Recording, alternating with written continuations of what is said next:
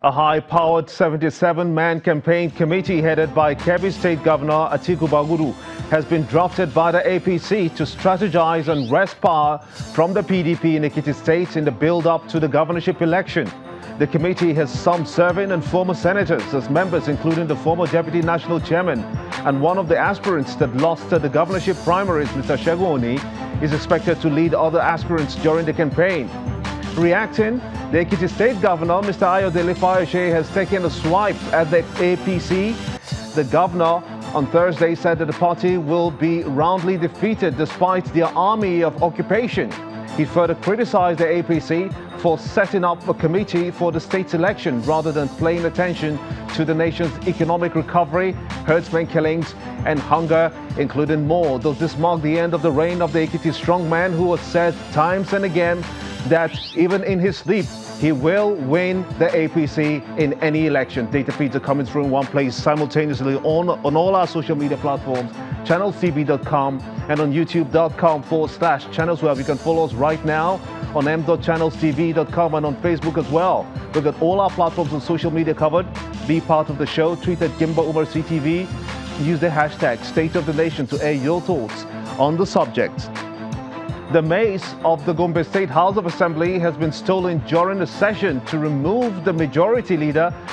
The minority leader, Muhammad Usman Haruna, was reported to have held a press conference on May the 5th condemning the ward congresses of the All Progressives Congress in the state. This angered members of the party in the assembly, which is dominated by the People's Democratic Party, the PDP, and they moved to remove him. 5 out of the 8 APC members had signed a motion for his removal. On Thursday, during the process for which he was to be removed, one of those who had endorsed him made a U-turn, saying that he had been forced to endorse the motion under duress. We'll take a look at this in just a moment. Staying in that region though, the Bauchi State Deputy Governor Nuhu Gidado of the APC has resigned from office in an unexpected move, seen as long overdue by the Green Party of Nigeria, the GPN. The state chapter of the APC claimed to have not formally received his resignation though. It however wished him all the best in his political endeavors. What's next for Mr. Gidado, who is regarded as repute and highly respected in the state? Does this mark the end of his political career? Probably not.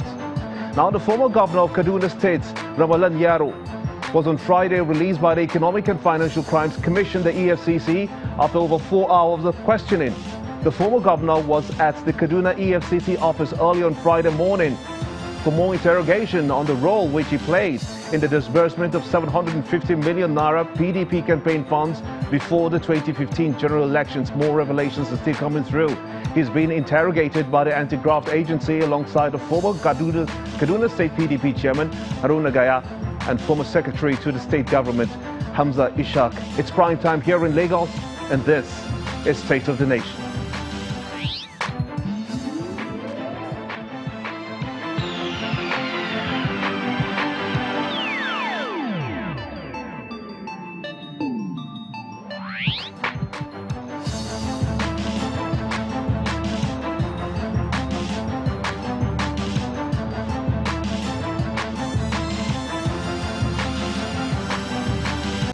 Welcome everyone in Nigeria and the rest of the world. This is State of the Nation. I am Gimba Umar. Be part of the show.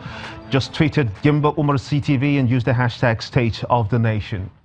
Now we're looking at all kinds of interesting developments on the political scene. One of particular interest will have to do with Gombe State House of Assembly, which witnessed a bizarre drama on Thursday when a member seized the mace during the session and fled the chamber.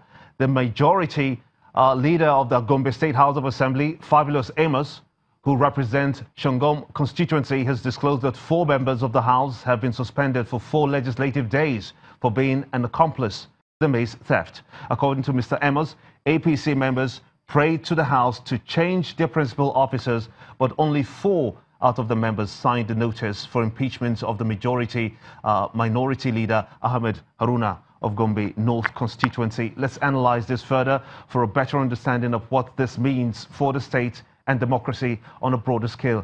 Bashorun is a political analyst and a former vice chairman of Koshofe local government area. I'm sure that is correct. Yes, correct. And also Ali Ali, he is indeed a special advisor to the Bauchi State Governor. He joins us via Skype as well. Want to thank both of you for coming on State of the Nation at this time. But let's begin with you. This is a famous, fast becoming a famous, the Mace, that is. Time and again you hear about the Mace.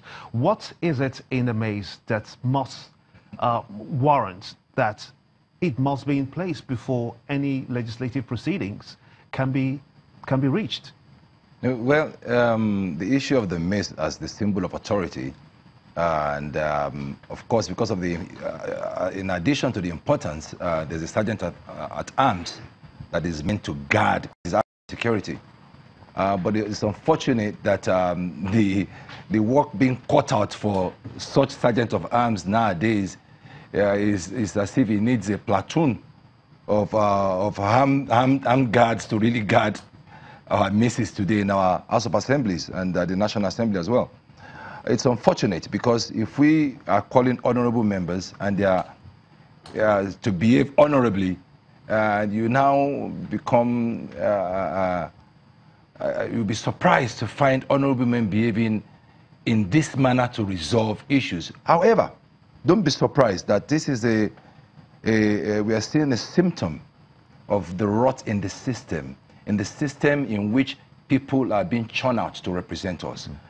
Because we need to start questioning the kind of characters that are representing us and the kind of characters that our political process allow.